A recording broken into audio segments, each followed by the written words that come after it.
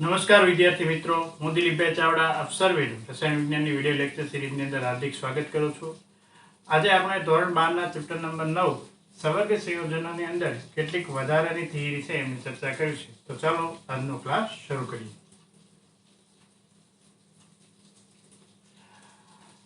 આપણે અહીં સવર્ગ સંયોજનોમાં બંધન નામનો ટોપિક છે એમની આજે વિગતવાર ચર્ચા કરવી છે. આપણને કેટલાક પ્રશ્નો છે એ સવર્ગ સંયોજનોની અંદર જોવા મળતા બંધનને લઈને થવા જોઈએ. કેવા પ્રશ્નો? તો કે શા માટે કેટલાક તત્વો જ સવર્ગ સંયોજનો બનાવે છે? આપણે સૌ જાણીએ છીએ સંક્રાંતિ ધાતુ તત્વો છે એમના દ્વારા જ આ સવર્ગ સંયોજનો છે એમનું નિર્માણ શક્ય છે. એ જ લિગેન્ડ સાથે જોડાણ કરી અને સવર્ગ સંયોજનો બનાવે છે. તો કેટલાક વિશેષ તત્વો શા માટે સવર્ગ સંયોજક બંધ બનાવે છે અને એ બંધના અંતે સવર્ગ સંયોજનોનું નિર્માણ કરે છે? ચોક્કસ તત્વો સિવાય આ સંયોજનો છે એ બનાવી શકાતા નથી. તો શા માટે ચોક્કસ તત્વો તે બંધનમાં ઉપયોગમાં આવે છે? ત્યાર પછી બીજો પ્રશ્ન છે, આ સવર્ગ સંયોજનોની અંદરનું બંધન છે દિશાકીય ગુણધર્મ શા માટે દર્શાવે છે? દિશાકીય ગુણધર્મનો મતલબ તમે સમજતા હશો કે ભાઈ અહીંયા જે બંધન જોવા મળે છે એ ચોક્કસ દિશામાં બંધ જોવા મળતું હોય છે. ચોક્કસ દિશામાં મતલબ લિગેન્ડથી ધાતુ આયન, લિગેન્ડ દ્વારા ધાતુ આયનને ઇલેક્ટ્રોન યુગ્મનું દાન કરી અને બંધ બનાવતો હોય છે. એટલે ચોક્કસ દિશાકીય ગુણધર્મ જોવા મળે છે. આ ધાતુ આયન સાથે કોણ બંધ બનાવે છે? તો કે લિગેન્ડ. બરાબર? તો એમની દિશા ચોક્કસ હોય. લિગેન્ડથી ધાતુ આયન તરફ છે એ સવર્ગ બંધનનું નિર્માણ થતું હોય છે. એટલે શા માટે આ બંધન છે એમાં દિશાકીય ગુણધર્મ જોવા મળે? એક વધારાનો પ્રશ્ન થઈ પડે. આ ઉપરાંત આ જે સવર્ગ સંયોજનો છે એમાં લાક્ષણિક ચુંબકીય અને પ્રકાશીય ગુણધર્મ જોવા મળે છે. સવર્ગ સંયોજનોના નિર્માણ બાદ એમાં ચુંબકીય ગુણધર્મ જોવા મળે છે અને પ્રકાશીય ગુણધર્મ પણ જોવા મળે છે. તો આ બધા પ્રશ્નો છે એમનું સોલ્યુશન કેટલાક સિદ્ધાંતો દ્વારા સમજાવવાનો છે. સોલ્યુશન સ્વરૂપે કેટલાક સિદ્ધાંતો એ છે એ જવાબ આપવાનો પ્રયત્ન કર્યો. આ જે સિદ્ધાંતો છે એમની યાદી અહીંયા તૈયાર કરીએ તો વેલેન્સ બોન્ડ થિયરી, આમને કહેશું આપણે સંયોજકતા બંધન વાદ અથવા તો સિદ્ધાંત. બરોબર છે? વાદ પણ કહેવામાં આવે છે ને વાદને આપણે સિદ્ધાંત તરીકે પણ ઓળખાવી શકીએ. આ ઉપરાંત છે ક્રિસ્ટલ ફિલ્ડ થિયરી, બરોબર છે, લિગેન્ડ ફિલ્ડ થિયરી અને મોલેક્યુલર ઓર્બિટ થિયરી. બરોબર છે? ક્રિસ્ટલ ફિલ્ડ થિયરી જેને કહેવામાં આવે છે સ્ફટિક ક્ષેત્ર સિદ્ધાંત. બરાબર છે? ક્રિસ્ટલ ફિલ્ડ થિયરી, સ્ફટિક ક્ષેત્ર સિદ્ધાંત. લિગેન્ડ ફિલ્ડ થિયરી, લિગેન્ડ ક્ષેત્ર સિદ્ધાંત. બરાબર છે? મોલેક્યુલર ઓર્બિટ થિયરી, MOT, એને કહેવામાં આવે છે આણ્વીય કક્ષક સિદ્ધાંત અથવા તો વાદ. બરાબર છે? આટલા સિદ્ધાંતો છે એ આ બધા પ્રશ્નોનું સોલ્યુશન આપવાનો પ્રયત્ન કરે કે ભાઈ કેટલાક તત્વો શા માટે સંયોજાય એ આ સિદ્ધાંતો છે એ કંઈક ને કંઈક અંશે સમજાવવાનો પ્રયત્ન કરે છે. બંધન દિશાકીય ગુણધર્મ શા માટે દર્શાવે છે અને લાક્ષણિક ચુંબકીય અને પ્રકાશી ગુણધર્મ આ જે તે સંયોજનોની અંદર જોવા મળે છે એમની સમજૂતી આપતા આ સિદ્ધાંતો છે. બરોબર? અને આ સિદ્ધાંતો પૈકી આપણે જે ભણવાના છે એ બે સિદ્ધાંતો છે. પહેલો સિદ્ધાંત છે સંયોજકતા બંધનવાદ અથવા તો સિદ્ધાંત, અને બીજો સિદ્ધાંત આપણે ભણવાનો છે આ ચેપ્ટરની અંદર વિગતવાર રીતે ક્રિસ્ટલ ફિલ્ડ થિયરી, સ્ફટિક ક્ષેત્રવાદ. આ બે સિદ્ધાંતો છે. બરાબર છે? એ પૈકીનો આ સિદ્ધાંત આપણે ધોરણ 11 ની અંદર ભણી ગયા છે. કયા ધોરણની અંદર? ધોરણ 11 ની અંદર, અથવા તો ધોરણ 11 ની અંદર ચેપ્ટર નંબર 5 છે મારા ખ્યાલથી, પહેલા ભાગની અંદર.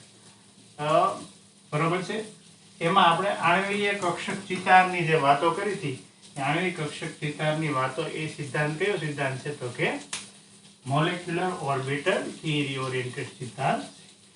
અને આ લિગેન્ડ ક્ષેત્ર સિદ્ધાંત છે, અહીંયા તમારી માત્ર જાણકારી પૂરતું નામ આપેલું છે, એનો અભ્યાસ અહીંયા આપણે 11 કે 12મા ધોરણમાં છે નહીં. તો ખાસ યાદી આપણે ધ્યાનમાં રાખશું. આ જે બાબતો છે એને સમજાવવા માટે વીબીટી, સીએફટી, એલએફટી અને એમઓટી થિયરી છે એ રજૂ થયેલી છે. એ પૈકી આપણે પ્રથમ 2 થિયરી છે આ ચેપ્ટરની અંદર ડિટેલમાં ભણવાની છે. બરોબર છે?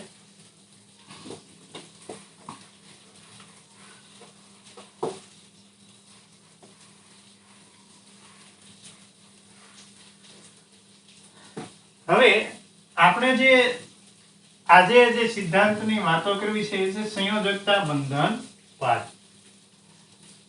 હવે સંયોજકતા બંધનવાદની અંદર શું થતું હોય છે? તો કે માની લો કે આવી રીતની વાત આપણે સમજાય કે ધાતુ છે એમની સાથે લિગેન્ડ છે એ સંવર્ગ બંધનું નિર્માણ કરે છે. એમાં શું થતું હશે? તો કે અહીંયા ધાતુ આયન હશે.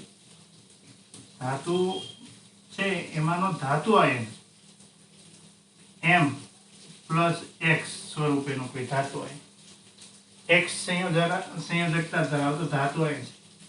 એમની સંકૃપ્ત કક્ષકો, કઈ કક્ષકો? તો કે સંકરણ પામેલી કક્ષકો, સંકૃત કક્ષકો.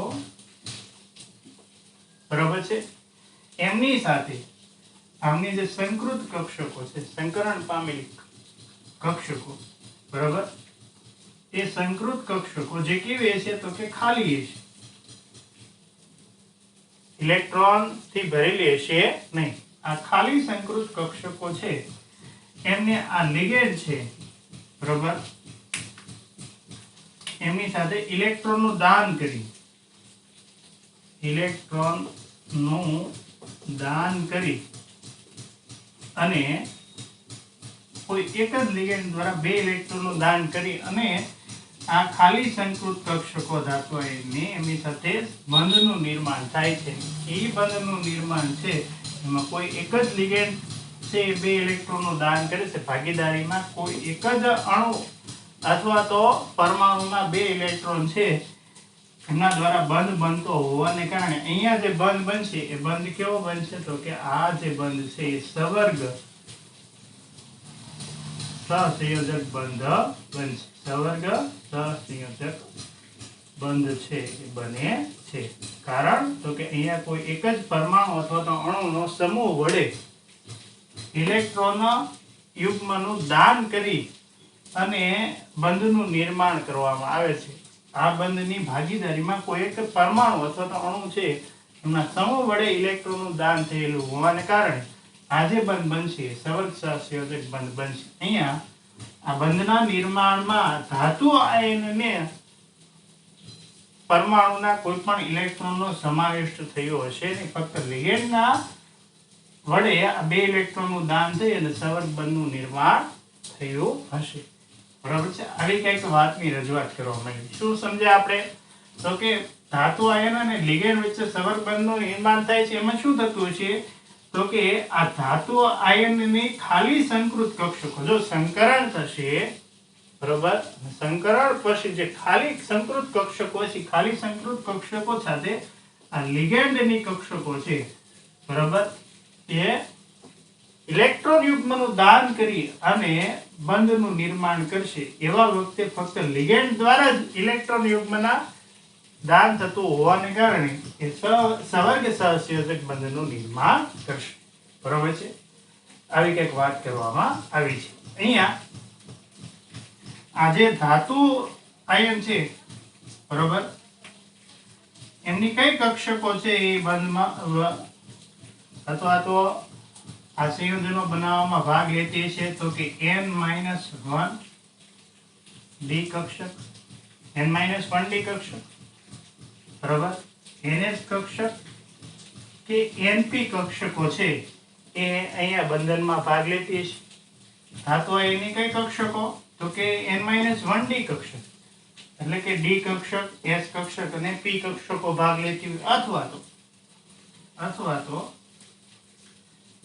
એનડી, એનએસ અને એનપી કક્ષકો છે એ બંધ બનાવી અને આવા સંયોજનોનું નિર્માણ કરતી હશે. ધાતુ આયનની કઈ કક્ષકો બંધનમાં ભાગ લેતી છે? તો જવાબ છે n-1d, ns અથવા તો np. અથવા તો એ કક્ષકો નો હોય તો nd, ns અને np કક્ષકો છે સંકરણમાં ભાગ લઈ અને સવર્ગ બંધનું નિર્માણ કરી અને સવર્ગ સંયોજનો બનાવતી હશે. હવે અહીંયા આપણે એ સમજવાનું છે કે જ્યારે આ ધાતુ સાથે લિગેન્ડ જોડાય અને સવર્ગ સહસંયોજનનું નિર્માણ થાય ત્યારે એમના આકાર વિશેની વાત કરવી આપણે, બરોબર? તેમનો આકાર છે એ કોના ઉપર આધારિત હોય છે? સંકરણ ઉપર આધારિત હોય છે. આપણે એક યાદી બનાવશું કે ભાઈ સવર્ગાંક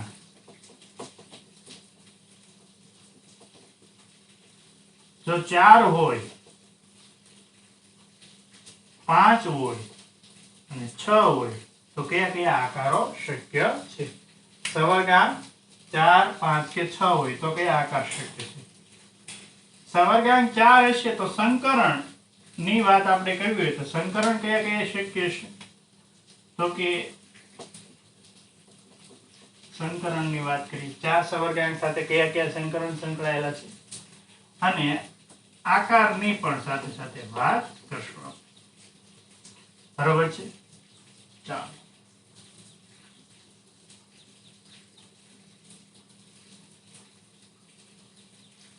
હવે સવર્ગાંક 4 હોય અને સંકરણ sp3 હોય, સવર્ગાંક 4 હોય અને સંકરણ sp3 હોય તો એમનો આકાર થશે સમચતુષ્ફલકી.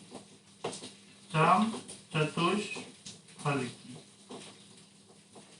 એ સંકીર્ણનો આકાર કેવો થશે? સમચતુષ્ફલકી. બરાબર છે?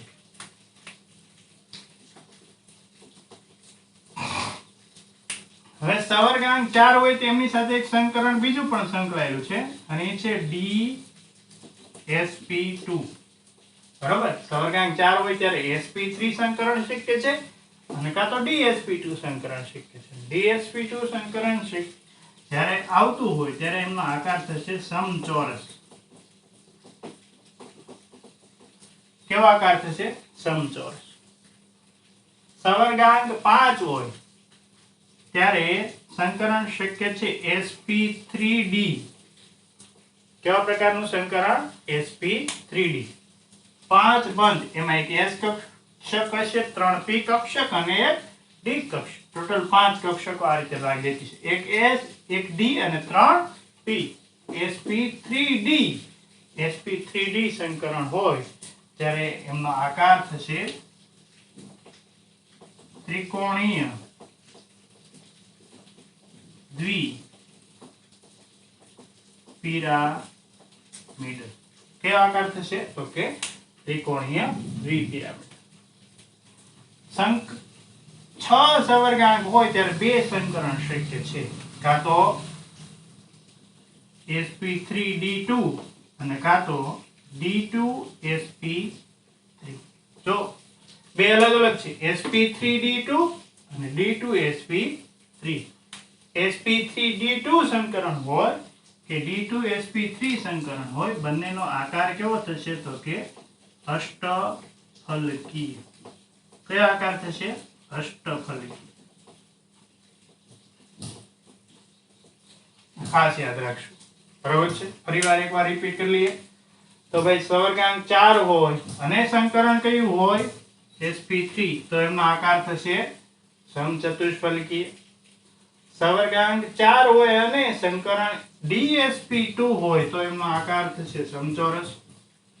સવર્ગાંક 5 હોય અને સંકરણ sp3d થશે. સવર્ગાંક 5 હોય ત્યારે સંકરણ ચોક્કસ થી શું થશે? sp3d. ત્યારે એમનો આકાર હશે ત્રિકોણીય દ્વિપિરામિડલ. સવર્ગાંક 6 હોય ત્યારે કા સંકરણ sp3d2 હોય અને કા તો સંકરણ d2sp3 હોય ત્યારે એમનો આકાર થશે બંને સંકરણ માટે કેવો થશે? તો કે અષ્ટફલકી. કયો થશે? અષ્ટફલકી. તો ખાસ આ એક આપણે ધ્યાનમાં લઈશું. કોષ્ટક છે એ આપણે મગજની અંદર બરોબર બંધ બેસાડી દઈશું. ખ્યાલ આવે? જેથી કરીને આ જે પ્રશ્નો છે એમનો આપણે અવારનવાર સામનો કરવો પડશે. બરોબર? ડગલે ને પગલે આ સંકરણ ઉપરથી આકાર છે એમની માહિતી આપણે આપવાની આવશે. તો એવા સમયે તમે ચોક્કસથી જે તે સંકરણ સામે કયો આકાર સંકળાયેલો છે એની માહિતી આપી શકો. બરોબર? એટલે ખાસ આ વાત પણ આપણે સમજવી રહી. બરોબર છે? એકવાર રિવિઝન સ્વરૂપે આપણે જોઈ લઈએ તો સવર્ગ સંયોજનોમાં બંધન વિશેની માહિતી સમજવી છે અને એને લગતા કેટલાક પ્રશ્નો ઉપસ્થિત થયા. ત્યારબાદ એ પ્રશ્નોની સમજૂતી સ્વરૂપે કેટલાક સિદ્ધાંતો પણ આપણે જોવાના છે. કેટલાક તત્વો શા માટે સવર્ગ સંયોજનો બનાવે છે? બરોબર? સંક્રાંતિ તત્વો શા માટે ભાઈ એસ વિભાગના કે એસ વિભાગના કે પી વિભાગના તત્વો શા માટે આ સંયોજનો બનાવતા નથી? કેટલાક ચોક્કસ પ્રકારના તત્વો શા માટે આ સંયોજનો બનાવે છે? અને એમાં જે બંધન જોવા મળે છે એમાં દિશાકીય ગુણધર્મ જોવા મળે છે, એમનું શું કારણ હશે? બરોબર? અહીં તમે જુઓ તો લિગેન્ડ અને ધાતુ આયન વચ્ચે ચોક્કસ દિશામાં બંધ જોવા મળે છે, એટલે કે દિશાકીય ગુણધર્મ દર્શાવે છે. આ ઉપરાંત આ જે સંયોજનો છે એમાં લાક્ષણિક ચુંબકીય અથવા પ્રકાશી ગુણધર્મ જોવા મળે છે. એમના વિશેની સમજૂતી છે એ રજૂ કરતા સિદ્ધાંતો, પ્રશ્નો થયા ત્યાર પછી સિદ્ધાંતો રજૂ થયા. એમાંનો આપણે વેલેન્સ બોન્ડ થિયરી, સંયોજકતા બંધનવાદ, ત્યાર પછી CFT એટલે કે સ્ફટિક ક્ષેત્રવાદ, ત્યાર પછી LFT એટલે કે લિગેન્ડ ક્ષેત્રવાદ, અને ત્યાર પછી MOT એટલે કે આણ્વીય કક્ષકવાદ કહેતા સિદ્ધાંત. આ બધા સિદ્ધાંતો આ પ્રશ્નોના જવાબ સમજાવવા માટે રજૂ કરવામાં આવ્યા. એ પૈકી આપણે સંયોજકતા બંધનવાદ VBT થિયરી કહેવામાં આવે છે. કઈ થિયરી? અને VBT valence bond theory, VBT valence bond theory, અને CFT બે સિદ્ધાંતો ખાસ ભણવાના છે. CFT એટલે ક્રિસ્ટલ ફિલ્ડ થિયરી, CFT. બરાબર છે? સંયોજકતા બંધનવાદની અંદર શું થાય તો કે ધાતુ આયન પૈકીની N-1D NH અથવા તો NP કક્ષકો, જો આ કક્ષકો છે એ બંધનમાં ભાગ લેતી હોય કાં તો ND NS અને NP કક્ષકો છે એ બંધનું નિર્માણ કરી અને આવા સવર્ગ સંયોજનો છે એ લિગેન્ડ સાથેના જોડાણથી બનાવે છે. બરાબર છે? અહીંયા ધાતુ આયન લિગેન્ડ વચ્ચે સવર્ગ બંધનું નિર્માણ થાય છે કારણ કે લિગેન્ડ જ બંધમાંના બંને ઇલેક્ટ્રોનનું દાન કરી અને બંધ બનાવે છે. ભાગીદારી કરી પણ બંધના બંને ઇલેક્ટ્રોન કોના હોવાને કારણે? લિગેન્ડના હોવાને કારણે આ જે બંધ જોવા મળે છે સવર્ગ સંયોજક બંધ કહેવાશે. અહીંયા સંકરણ વિશેની વાત આપણે સમજીશું, જેના આધારે આપણે આકાર પણ જાણી શકીએ કે ભાઈ સવર્ગાંક જો 4 હોય તો બે સંકરણ શક્ય છે, sp3 અથવા તો dsp2. જો sp3 સંકરણ હોય તો સમચતુષ્ફલકીય આકાર અને dsp2 સંકરણ હોય તો સમચતુષ્ આકાર થશે. જો સવર્ગાંક 5 હોય તો એક જ સંકરણ શક્ય છે. અહીં ટ્યુશન જવાબ દઈ દેવાનો sp3d, અને sp3d સંકરણ હોય તો એમનો આકાર હશે ત્રિકોણીય દ્વિપિરામિડલ. બરાબર છે? જો સવર્ગાંક 6 હોય તો સંકરણ sp3d2 હોઈ શકે અથવા તો d2sp3 હોઈ શકે, અને બંનેનો આકાર કેવો થશે? અષ્ટફલકીય થશે. હવે આગળ વધીએ.